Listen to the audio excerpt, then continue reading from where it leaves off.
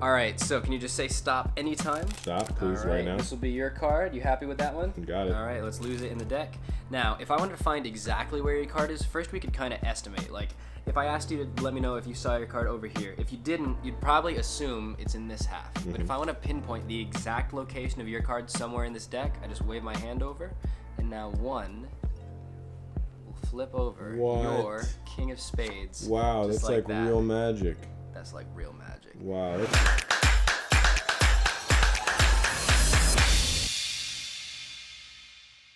Yo, what is up, everyone? My name is Nick Suriano. Welcome back to my channel. I'm joined here with a very, very special guest, Blaise Seafood.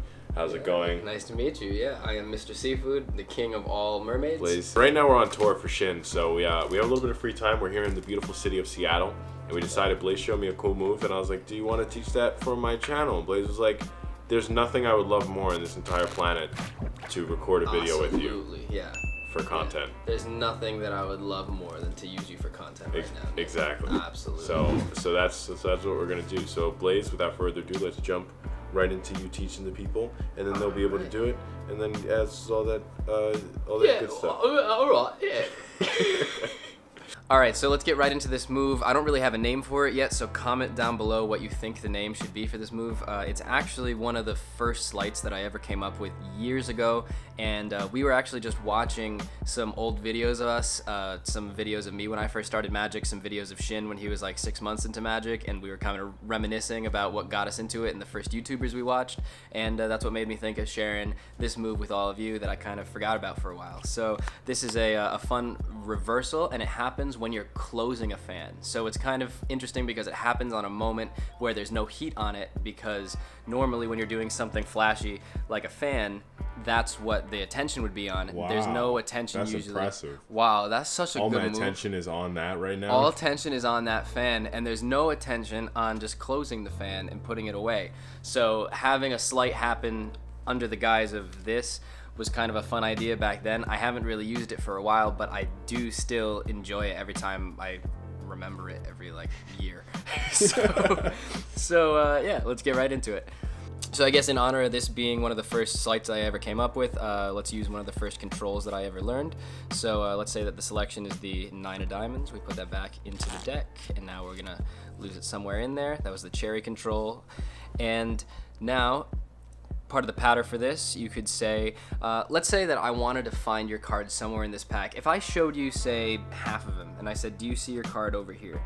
If you didn't see it, you'd probably assume your card was over here. But if I want to find exactly where your card is, I can just wave my hand over, and now there should be one card that's reversed inside this pack. Whoa! And that's your 9 of diamonds. So that's one way that you can do this. You could also do it as just one move without breaking up the deck into two parts, which would be just to fan out and then do it in the action of closing, which is another quick, smooth reversal. And yeah, it's a fun offbeat moment when that happens. Let's get into the mechanics of this move, the applications, and what you could use it for, and how to get into this position. So really, this all is about reversing the card that's on top of the pack, but you end up cutting it into the middle. Okay, so if you wanted to, one thing that you could do is actually have the card at a break and then lose it in the deck, but just keep that break, and then you can pick up from that break to show the fan, come down, and when you're coming down, you're clipping right here. So you're pushing off this top card of the pack in your left hand and inserting it into right between your index and middle finger, and now it's just held there. So this move doesn't have any motion underneath the fan, which is kind of nice in that you're here and now it's just stolen. So you come and now the deck comes away. So this hand doesn't move and none of the fingers move, but you end up with a clip. So we'll show you what happens underneath here. It goes right in between the index and middle finger. So now we got this nice floating clip right here. And now, when I close this fan, all that's gonna happen is that this hand is gonna tilt in a bit. This wrist is gonna tilt in a bit. So now these fingers contact the card and my hand moves forward towards the pack to allow this to flap down onto the deck. And that's covered by me closing the fan. So now you end up with one card reversed. So the way that I did it just now was using the cherry control to control it to the top. So now that we've got the card on top, we can swing cut over this pack, which has the card on top, show the fan. As we come down and draw attention to this hand, we've now already stolen out this card. And now, when these hands come back together, I'm going to use my middle finger, ring finger, and pinky to grab that card and flap it onto the deck, but that all is covered in the action of closing the fan. So for the presentation for this effect, the way that I used to present it back when I was like 14 was to do it under the guise of kind of a teaching trick. And it was about how to pinpoint exactly where the card was, like how a magician would find out exactly where a card is in the deck. So the pattern that I used to use to justify the move was saying, once you've already done the control, you say, if I want to locate exactly where your card is, if I were to show you, say, half of the cards and ask you if you saw it somewhere in there, if you didn't see it here, you'd probably assume that it was over in this half.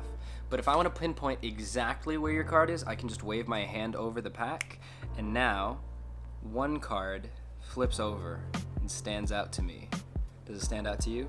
It looks like your 7 of hearts. That definitely stands out to me. Wow, that's great. My eyes don't work, so actually I'm doesn't blind, stand out so to me. thank you for letting me Actually, know it I'm stands legally blind, so I require spectators to do any tricks. One thing you could do is, like I said before, you could do this just in a very quick kind of just showing the back of the fan and then just close. So it doesn't need to be some big like up down thing, but I do feel like that's a good way to to steal out. Sorry, I got a little too into the camera motion. Oh yeah, no worries. Yeah, so if I were to show half of the cards and then come down, that's the perfect moment to clip and show the other half of the pack. And then when I come back, that's when I'm closing. So this move is good for any kind of like effect where you needed to do a reverse. It could kind of take the place of a future reverse for you in certain routines, and it is kind of flashy, but at the same time I think it's camouflaged well underneath the closing of the fan, and I think that regardless you should have some fun with it. There are definitely a lot of interesting variations you'll probably come up with having this position, and I do like that you're not doing anything with these fingers. They're not extending. All you're doing is just pushing it there, and it just stays. It's just chilling. And then you close the fan, and now it's a nice little reversal. So I hope you guys like this, and that's one of the first moves I ever came up with. Alright, so I hope you guys like that move. That was one of my first moves that I ever created years ago, and I'm really happy that I get a chance to share it with you and actually like put it to good use somehow. So kind of paying it back, because we both started out watching magic on YouTube, so now giving away my first move I ever came up with on YouTube. Sir. Yes, sir. So thank you guys for watching. I appreciate it, Blaise. Thank you again for coming on my channel. Thank you for having me, and dude. teaching a video. Maybe you'll come on again in 2 weeks. Maybe. I don't know. We'll shoot it today. So yeah, thank you guys again. If you perform the move, like always, post it on Instagram. Record yourself doing it. Tag us. Blaise Instagram love to see it. will be in the description. Mine will as well. Tag us on Instagram. We'll make sure to like it and share it on our stories. And make sure to like, comment, and subscribe, and comment down below what you want to see in future videos. Ring that bell for notifications. And ring that tiny little bell for notifications. Thank you guys, appreciate it, and peace out. Hey guys, Nick Suriano here. I'm editing the video, and it's almost at 10 minutes, so I would like for it to very much be at 10 minutes. So enjoy this elevator music while watching a picture of a cute dog. Thanks for watching, like, comment, and subscribe. I'll see you in the next video. Peace out. Thanks, guys.